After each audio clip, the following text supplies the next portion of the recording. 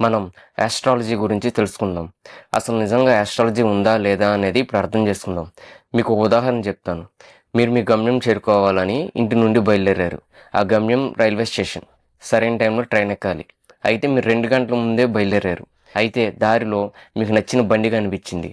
మీరేమనుకున్నారంటే మనం త్వరగానే బయలుదేరాం కదా, ఒక 2 నిమిషాలు చూద్దాం ఈ బండి ఎలా ఉంది ఏంటని ఆగారు.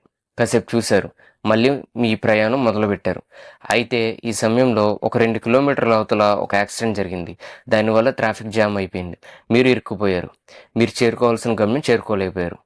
అంటే ఇక్కడ మీరు అర్థం చేసుకోవాల్సింది, ఆ బండి మిమ్మల్ని ఇంపాక్ట్ చేసింది. ఆ ఇంపాక్ట్ చేయడం వల్ల మీరు ఆగారు. దానివల్ల చేయాల్సిన పని ఆగిపోయింది. దీనినే ఇంకో విధంగా చూద్దాం. మీరు ఇంటి నుండి బయలుదేరారు. కానీ ఈ సమయంలో అంటే రైల్వే స్టేషన్ చేరుకునే సమయంలో మీరు భగవంతుడి గురించి ఆలోచిస్తున్నారు. మీరు ఎప్పుడైతే భగవంతుడి గురించి ఆలోచిస్తూ ఉంటారో ఈ భూమి మీద ఉన్న ప్రతిదీ మిమ్మల్ని ప్రభావితం చేయలేదు. అంటే మీరు అదే దారిలో వెళ్తున్నారు. ఆ బండి కనిపించింది. కానీ ఆ బండి మిమ్మల్ని ప్రభావితం చేయలేకపోయింది. ఎందుకంటే మీ మదిలో మీరు భగవంతుడి గురించి ఆలోచిస్తున్నారు. ఇక్కడ మీరు ఆలోచించాల్సింది, ప్రతి వస్తువు మనల్ని ప్రభావితం చేస్తూ ఉండిద్ది. అది గ్రహమైన, నక్షత్రమైన, సూర్యుడైనా, ఒక అమ్మాయి అయినా, ఒక అబ్బాయి అయినా, డబ్బు అయినా, ఏదైనా మనల్ని ప్రభావితం చేస్తూ ఉండిద్ది. ఈ ప్రభావితం నుండి తప్పించుకోవాలనుకుంటే మనం నిత్యం పనిచేస్తూ భగవంతుడి గురించి ఆలోచిస్తూ ఉండాలి. అప్పుడే ఈ భూమి మీద ఉన్న సమస్తం నుండి మనం దేని నుండి ప్రభావితం కాలేము.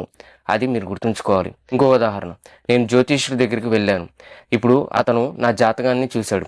దాన్ని బట్టి నా స్థితి, నా భవిష్యత్తు ఎలా ఉండిద్దో అతను ఆ జాతకం ద్వారా చెప్పగలుగుతున్నాడు. కానీ అతనికి తెలియని విషయం ఏంటంటే నేను భగవంతుడి గురించి ఆలోచిస్తున్నాను. కానీ ఆ విషయం అతనికి తెలియదు. ఎవరైతే భగవంతుడి గురించి ఆలోచిస్తారో, భగవంతుడి మీదే ధ్యాస ఉండిద్దో వాళ్ళు అనుకున్నది చేయగలరు. వాళ్ళు అనుకున్న ఉన్నత స్థాయికి వెళ్ళగలరు. అంటే జ్యోతిష్యం ప్రకారం అతని స్థాయి ఇంతవరకే ఉండిద్దని చెప్పగలదు.